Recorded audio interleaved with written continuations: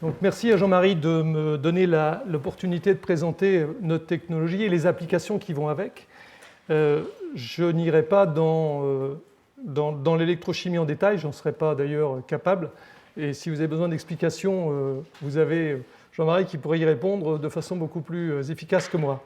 Ce que je voudrais simplement vous expliquer, c'est notre choix technologique, comment on a réussi à faire des batteries pour un domaine qui est un domaine difficile, qui est l'automobile. Il faut savoir que dans l'automobile, on demande aux batteries beaucoup de choses. On demande un prix, première chose qui est difficile quand on est industriel, mais on demande aussi beaucoup de sécurité parce que ce qui s'est passé avec les batteries Galaxy, c'est déjà une catastrophe au niveau d'un téléphone portable, mais vous imaginez la même chose au niveau d'une voiture, ça serait vraiment encore plus catastrophique. Et donc là, vous pourriez avoir des morts dans les véhicules. Donc la sécurité est un point important et on a travaillé beaucoup là-dessus.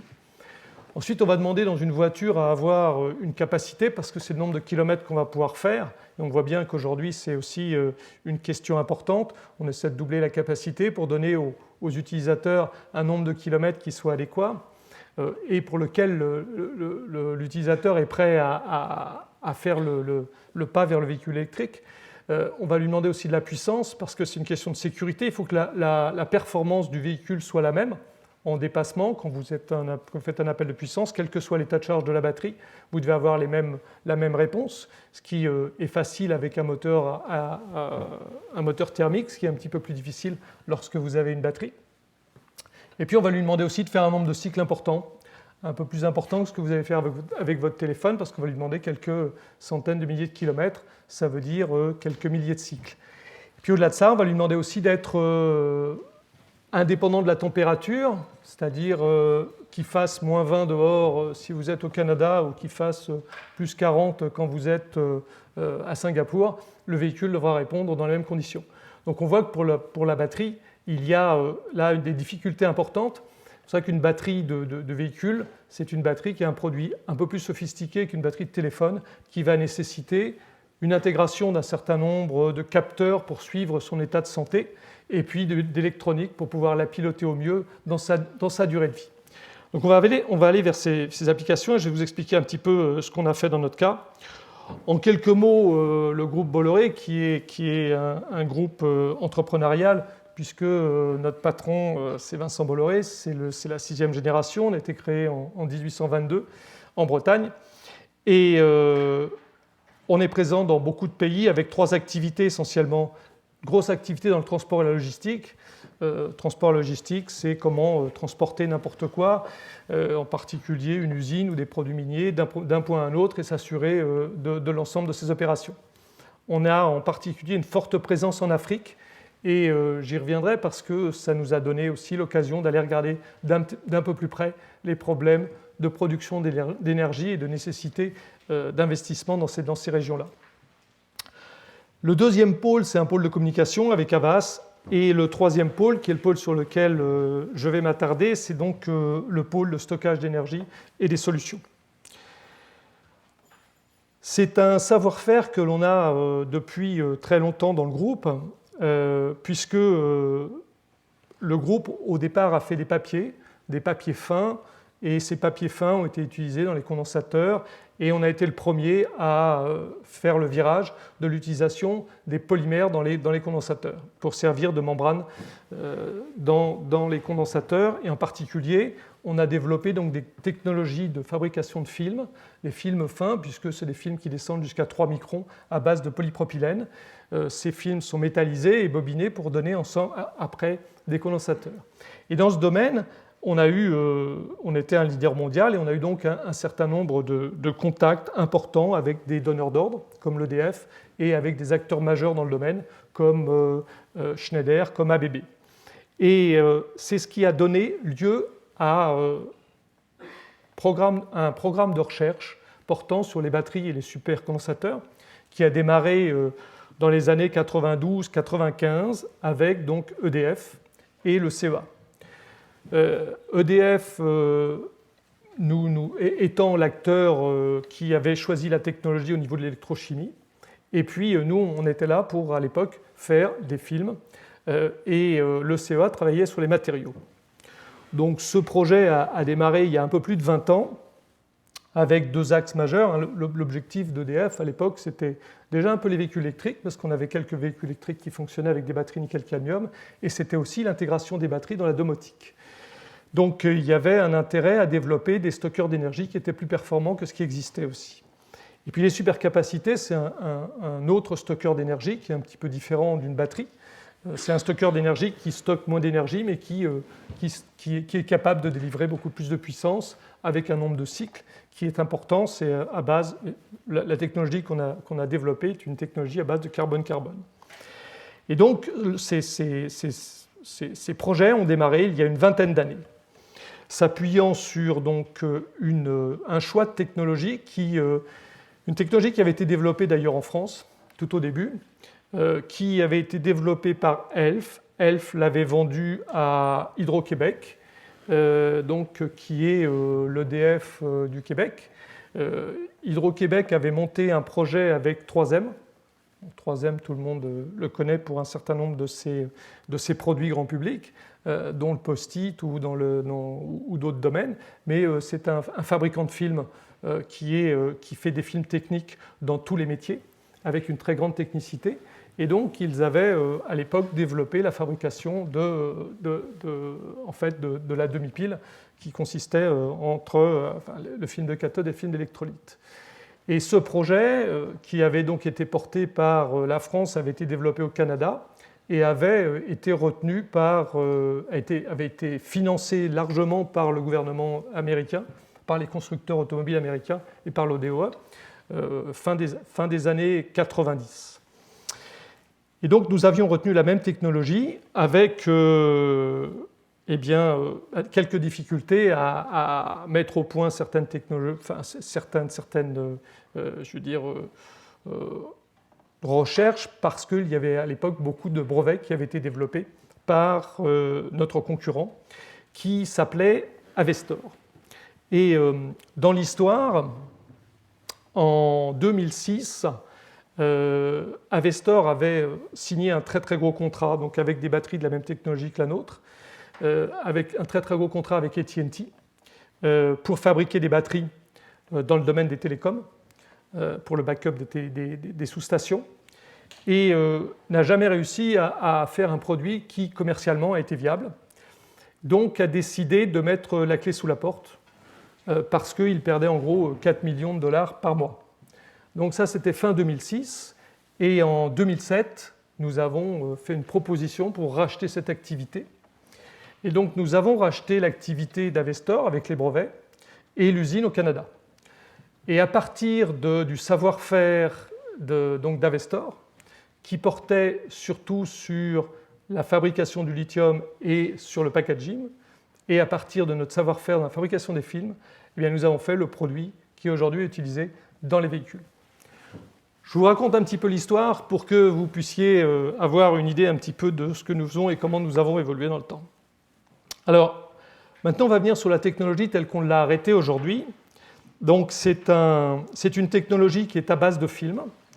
Et ce sont des produits on fait tous ces produits par extrusion. Et on va voir un petit peu comment on fabrique chacun de ces films différents. Enfin, peut-être, on va voir si personne ne reste pas devant le... Voilà. Donc, on a une batterie qui est une batterie tout solide. C'est-à-dire qu'on n'a pas de solvant organique dans notre batterie. Elle est constituée donc d'un collecteur de courant qui est en aluminium, sur lequel on va venir déposer un film de cathode qui est à base de phosphate de fer et de polymère, qu'on va obtenir par extrusion. On va fabriquer par ailleurs un autre film qui est l'anode, qui est du lithium métallique. Donc on va partir de lingots de lithium que l'on va laminer pour obtenir des épaisseurs très fines. Et on va fabriquer un dernier film par extrusion aussi, qui est donc l'électrolyte, qui est un polymère dans lequel on a inséré un sel de lithium. Alors chacun de ces films, comment les fabrique-t-on? Alors l'électrolyte, donc c'est le sel de lithium que l'on utilise dans notre cas, c'est un LiTFSI. Et il faut que notre objectif à travers le procédé d'extrusion, c'est mélanger de la matière mécaniquement et en température.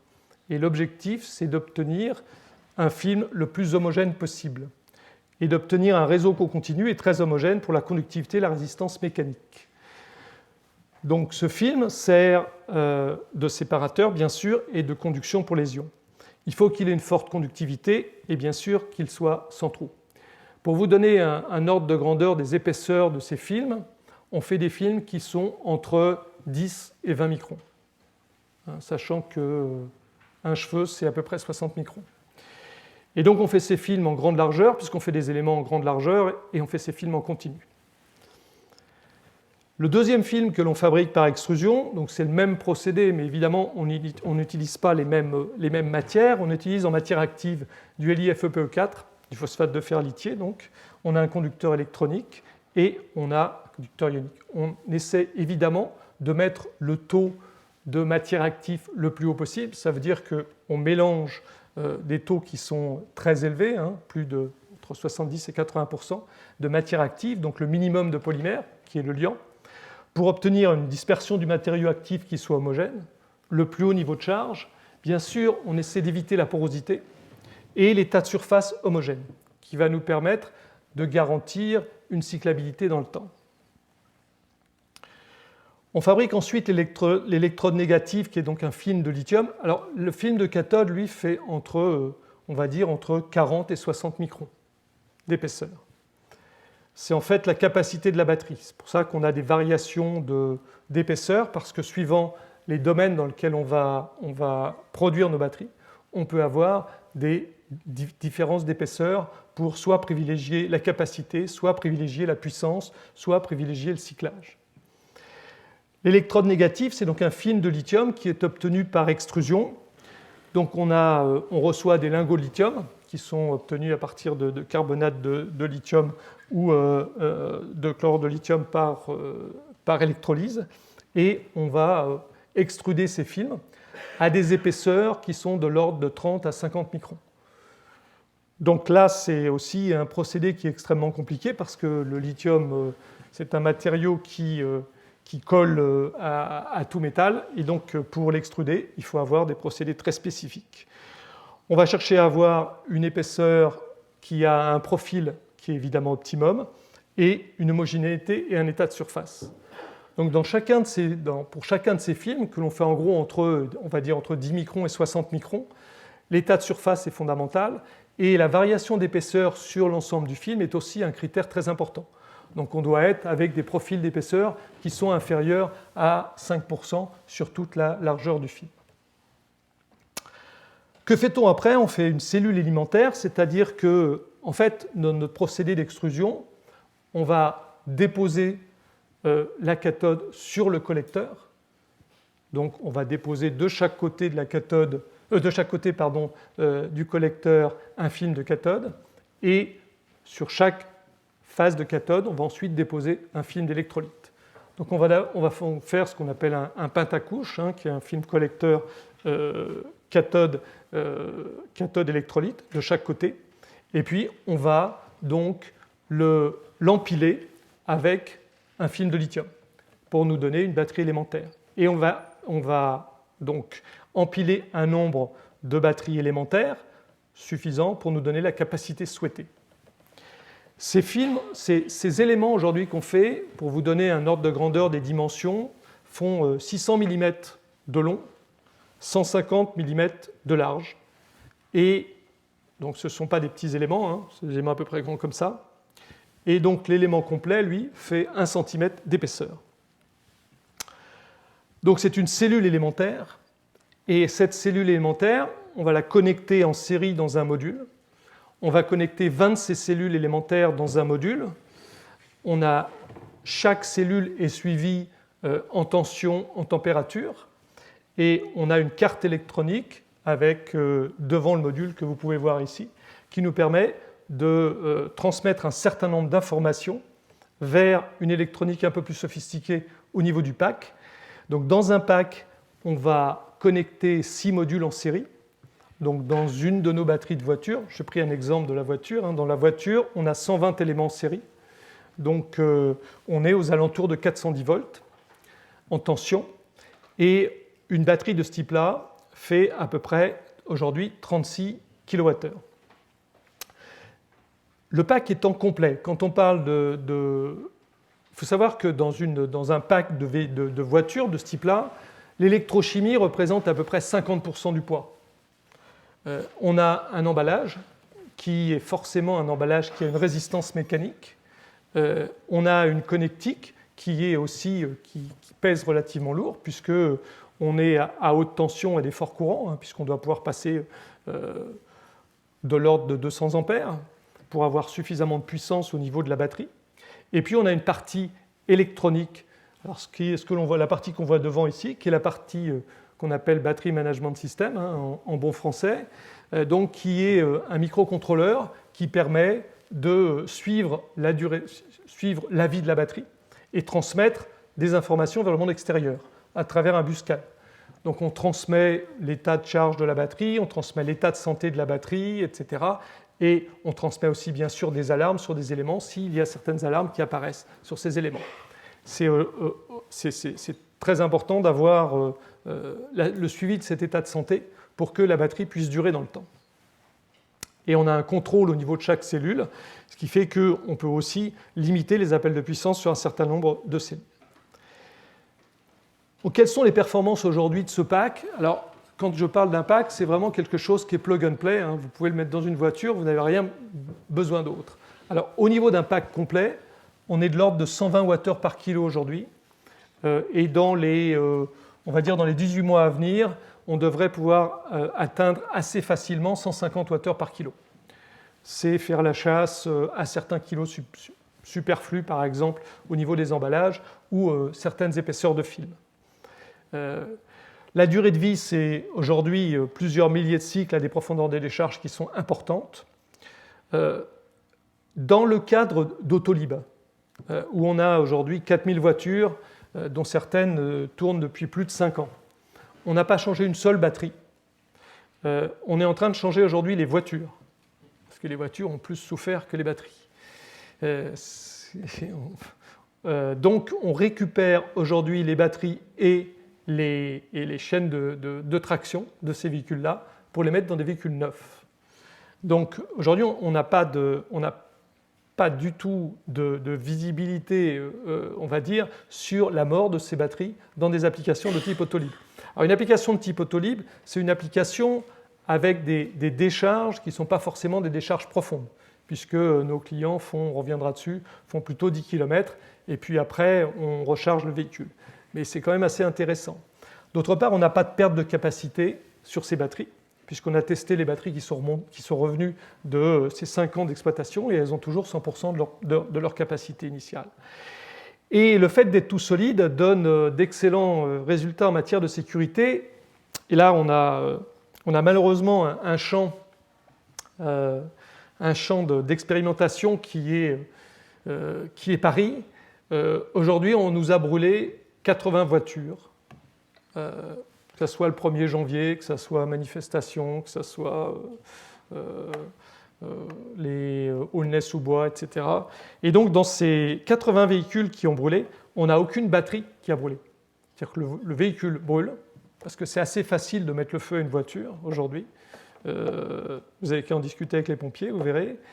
Mais dans aucun cas, la batterie elle-même a brûlé. Donc, on récupère en gros l'infrastructure du véhicule qui est en acier et la batterie. Donc ce qui est plutôt un élément intéressant en termes de sécurité.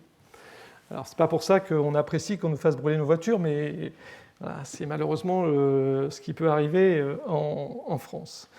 Donc dans les conditions extrêmes, on a aussi des gens qui nous ont mis des voitures sur le toit. Pourtant on a des batteries qui sont dans le plancher, donc avec une stabilité quand même importante. Mais il faut voir qu'à Paris, il y a des conducteurs qui ne manquent pas d'imagination. Donc on a eu pas mal d'accidents et jamais, dans aucun cas, il y a une batterie qui a brûlé, ce qui est quand même un point important en termes de sécurité. Alors, ces batteries fonctionnent, en revanche, je dirais, en cas de percement de la batterie, il n'y a pas non plus d'emballement, puisque le polymère va cicatriser. La contrepartie de ces éléments-là, c'est un fonctionnement en température, aujourd'hui entre 60 et 70 degrés. Donc pour que la batterie ait cette performance, équivalente en gros à une batterie de type lithium-ion, on doit fonctionner à une température qui est de 60 à 70 degrés. On travaille sur ce sujet pour essayer de limiter cette température, mais bon, ce n'est pas encore gagné. On a aujourd'hui un outil de production qui est deux usines, donc une usine en France et une usine au Canada, qui sont aujourd'hui toutes les deux en accroissement de capacité. Aujourd'hui, on est capable de faire une capacité de l'ordre de 500 MWh et en 2019-2020, on devrait atteindre le 1,5 GWh. Alors, on est quand même tout petit par rapport à notre ami Elon Musk qui, lui, ne vise rien moins que 35 GWh dans une de ses usines. Mais bon, on n'a pas les mêmes moyens. Alors, dans la réflexion qu'on a, je pense qu'il est important de voir la batterie comme un produit qui va vivre et qui peut vivre plusieurs vies. Donc la première vie, c'est un besoin de performance, d'autonomie, c'est plutôt dans les applications mobiles, et de récupérer ensuite ces produits, une fois peut-être qu'ils seront dégradés en termes de capacité ou de puissance, dans d'autres applications qui sont moins exigeantes, puisque ces batteries auront encore des capacités qui seront nettement supérieures à celles du plomb, même si elles n'en ont plus que 80%. Et n'oubliez pas qu'elles ont aussi une électronique qui en fait des produits intéressants que l'on peut monitorer de loin et suivre donc, avec une électronique de haute performance. Et bien sûr, la troisième vie de la batterie, et c'est d'ailleurs une nécessité, c'est le recyclage. Aujourd'hui, lorsque vous faites un accumulateur, vous avez une obligation de recycler cette batterie à 50%. Et dans l'automobile, vous avez une obligation de recycler l'automobile à 95%.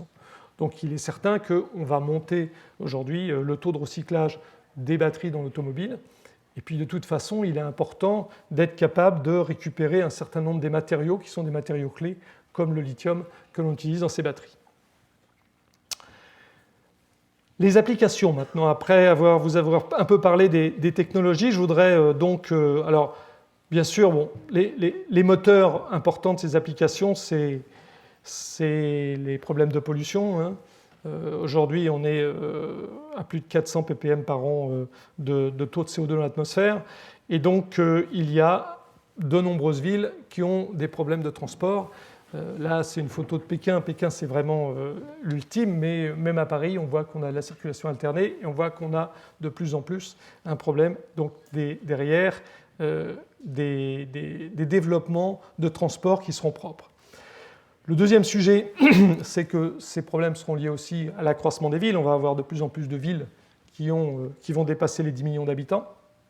Et donc, le problème de transport dans ces villes va être aussi critique. Le dernier point, c'est que la voiture, c'est quand même le plus mauvais des investissements. Hein. Vous savez combien une voiture est utilisée en moyenne? Elle est utilisée 4% de son temps. Donc, si vous demandez à un industriel d'investir une usine qui utilisera 4% de son temps, je peux vous dire qu'il ne va jamais le faire. Et pourtant, c'est ce que l'on fait tous les uns et les autres quand on achète une voiture. Donc, on va aller vers des véhicules autonomes, on va aller vers des véhicules partagés parce qu'il est important, je pense, de faire une meilleure utilisation de ces véhicules. Et donc, on va avoir un développement important, on le voit déjà, de l'autopartage. Et lorsque le véhicule deviendra le véhicule autonome, ces solutions vont encore plus se développer. Le bus électrique, c'est aussi un marché qui a une forte croissance. Je prends l'exemple de deux villes assez emblématiques. Paris a annoncé que d'ici 2025, tous ces bus seront des bus propres, dont 80% de bus électriques. Paris, c'est 4500 bus. Singapour, qui a 6000 bus, a pris exactement le même chemin, doit remplacer tous ces bus d'ici 2025 en bus électriques. Donc on va avoir à la fois l'autopartage dans les villes et le transport propre à travers des moyens de transport publics qui vont se développer, tels que des bus électriques. Donc l'utilisation des batteries. On a aussi l'utilisation des batteries dans d'autres domaines, une demande croissante en énergie renouvelable, un petit peu partout. Vous savez que l'énergie renouvelable est prioritaire quand elle arrive sur le réseau. En revanche, quand elle arrive sur le réseau, elle a une certaine intermittence et donc il y a une perturbation sur le réseau. Lorsque le taux d'énergie renouvelable est relativement faible, c'est le réseau qui va servir de tampon. donc on ne va pas avoir de problème de variation de fréquence au niveau du réseau. Lorsque vous allez atteindre des taux de renouvelables qui vont être élevés, ça va causer un véritable problème sur le réseau. Et des pays comme le Japon, par exemple, après Fukushima, donc l'arrêt complet du nucléaire, le Japon a beaucoup investi à la fois dans le gaz et dans le solaire. Et aujourd'hui, si vous voulez avoir un projet solaire qui est accepté en termes de financement, il faut que la puissance que vous sortez de ce solaire soit dans une variabilité qui est très faible. Et pour avoir cette variabilité faible, il faut que vous adossiez le solaire avec des batteries qui permettront de filtrer et permettront donc d'avoir une puissance continue lorsque vous rentrez sur le réseau. Donc on voit que de plus en plus de ces projets vont nécessiter des batteries dans le futur. Les solutions Smart Grid, donc bien sûr, je viens d'en parler, donc on reviendra un petit peu plus après sur des détails.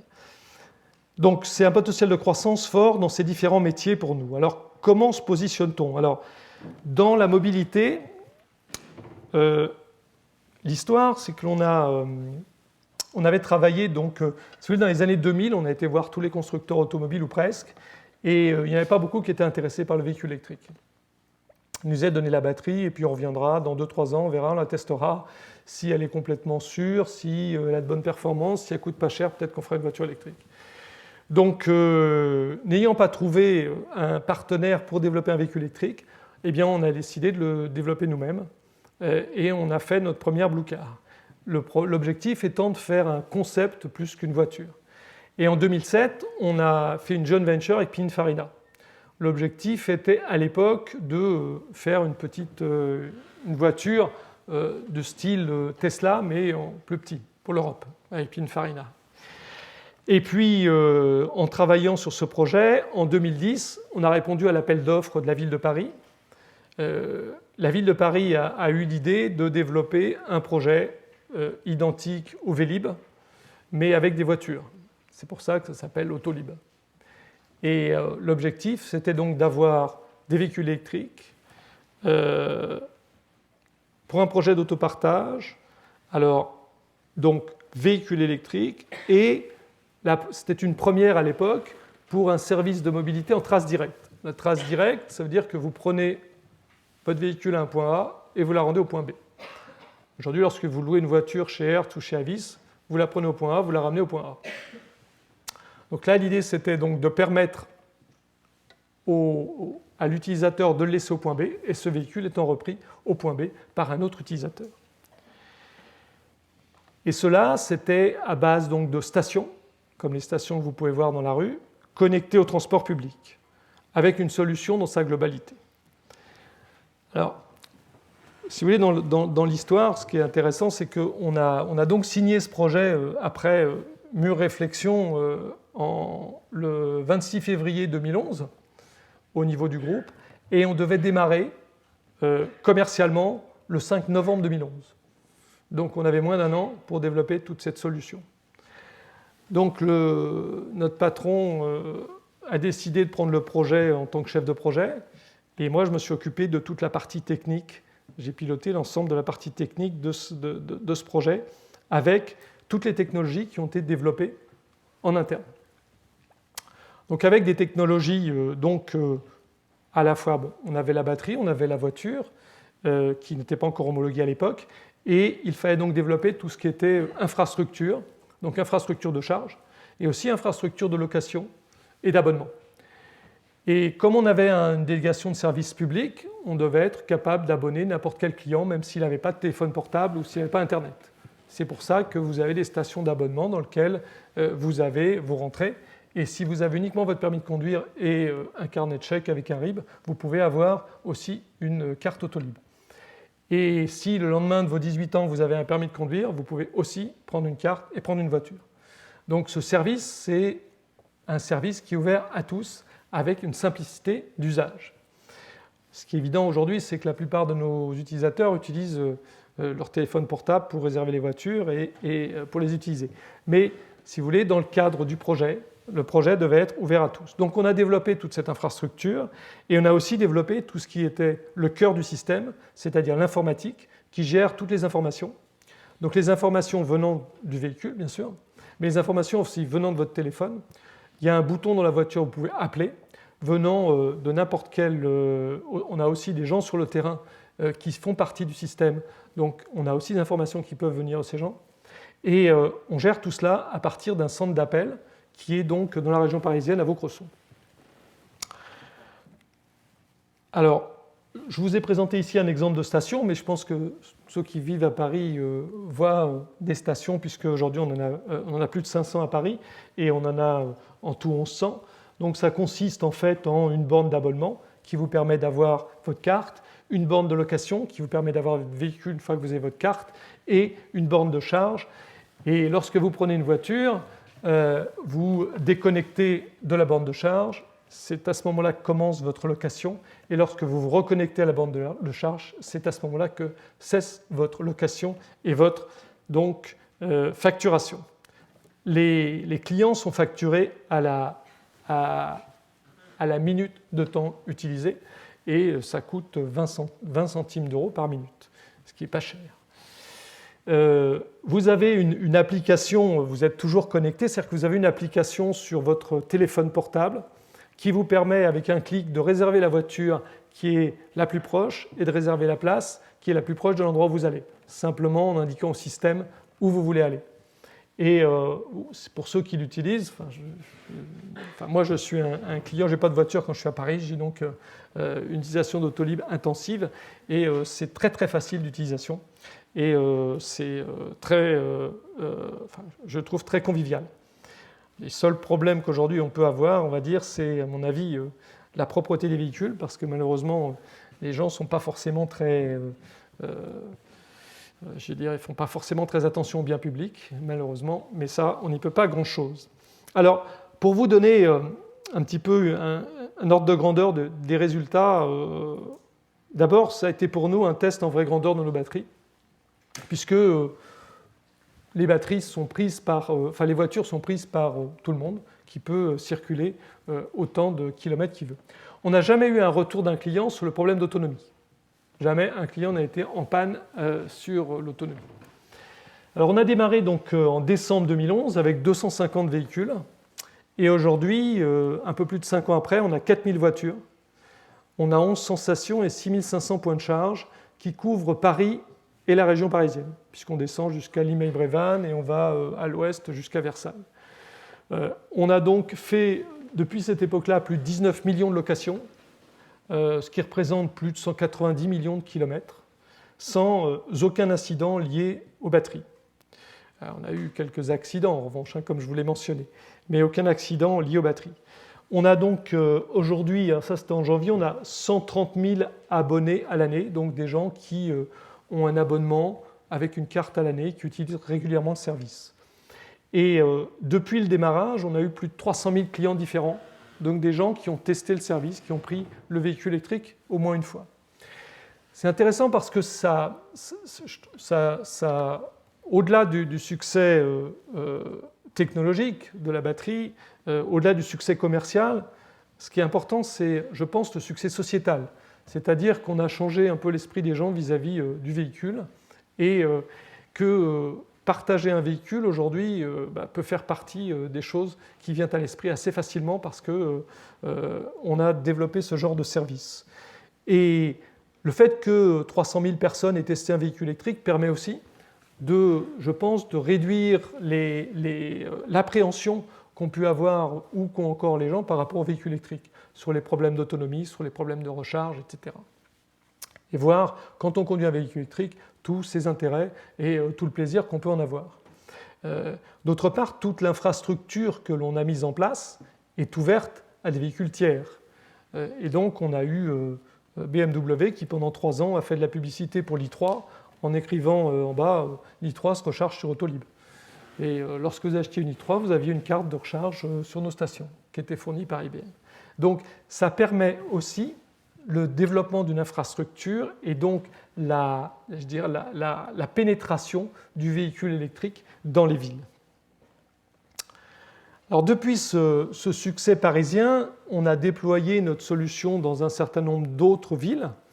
On l'a d'abord déployé, alors on a été petit bras, on va dire, pas trop de risques, Lyon, Ça, c'était dupliqué directement de ce qui existait à Paris. Ensuite, on a été à Bordeaux. Et ensuite, on a fait un saut un petit peu plus loin. On était à Indianapolis, la ville de la voiture. Donc, on a lancé ce service en 2015. Donc là, avec une vision un petit peu différente du service, parce que Indianapolis, c'est une ville typiquement américaine, donc très étendue. Donc à Paris, on a une couverture très dense. Aux États-Unis, on a plutôt une couverture vers des points je dirais des points de focus des utilisateurs, que sont les universités, que sont le centre-ville, que sont le convention center, l'aéroport, etc. Et puis, on a donc repris en 2014 l'ensemble des points de charge de la ville de Londres pour développer un service qui est juste un service de recharge dans un premier temps. Et on lance l'autopartage à Londres cette année. Et on a aussi lancé en 2016 le même service à Turin en Italie, pour lequel aujourd'hui on a 200 voitures. Et ce qui est intéressant, ce dont nous sommes assez fiers, c'est d'avoir gagné un projet à Singapour, parce que donc Singapour, c'est une ville-État qui a lancé un appel d'offres en fin 2014 pour un projet de véhicule électrique en autopartage pour 1000 voitures et 2000 stations. Et à ce projet a eu 13 réponses. Donc, vous voyez qu'entre le projet parisien qui a démarré avec peu de réponses et un projet à Singapour, vous avez 13 réponses avec des acteurs venant du monde entier.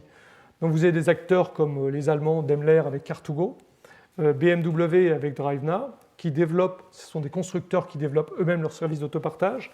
Vous avez en Chine BYD qui fait de même. Et vous aviez aussi des gens comme Renault qui étaient adossés à d'autres sociétés.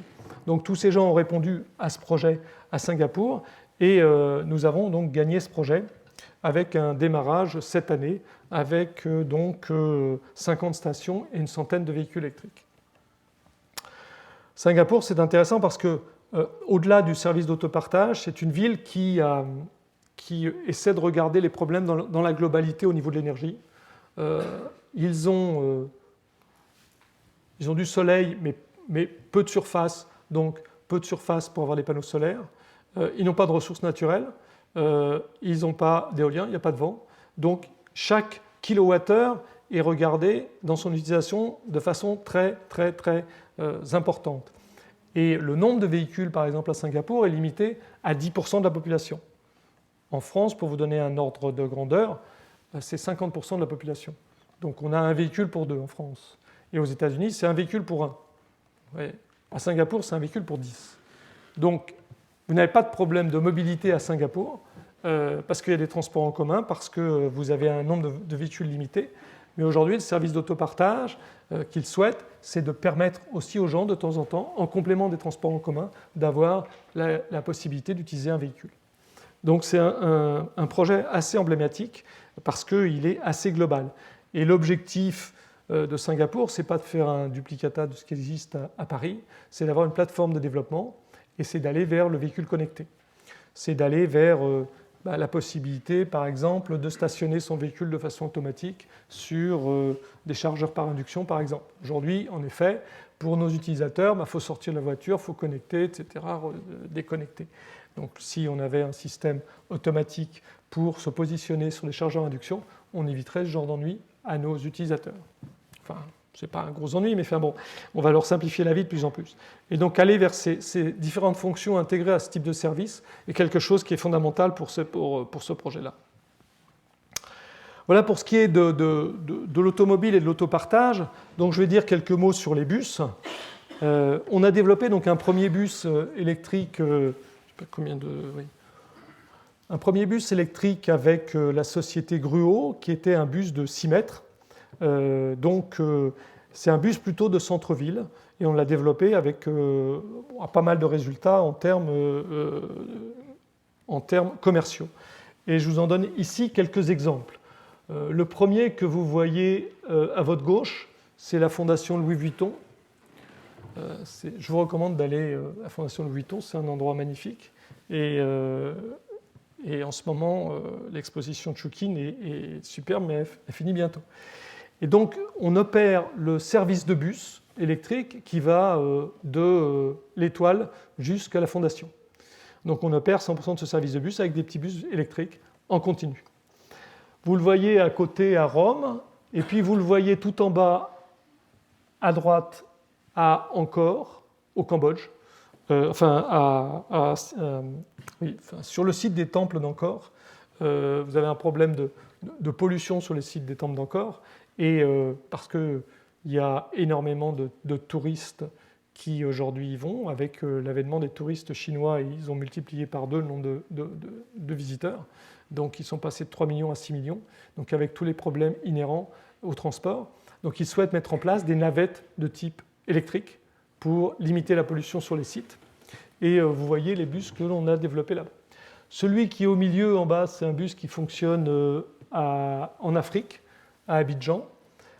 On a développé une solution globale à Abidjan et Yaoundé sur le campus de l'université pour transporter les étudiants.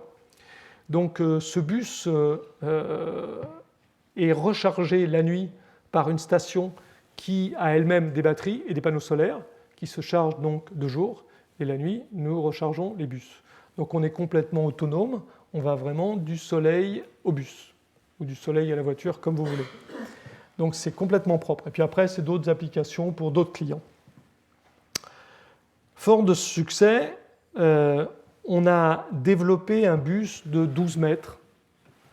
Les bus de 12 mètres, c'est le gros des bus. Vous avez, sur les 4500 bus parisiens, vous avez à peu près 4000 bus qui sont des bus de 12 mètres.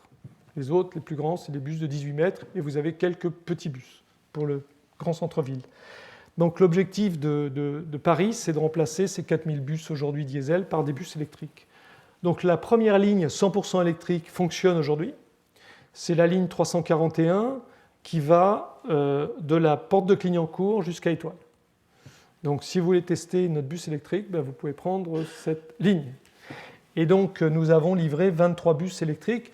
Alors ces bus sont équipés d'une capacité de 250 kWh à peu près. Ils peuvent embarquer jusqu'à 100 personnes et ont une autonomie de 250 km.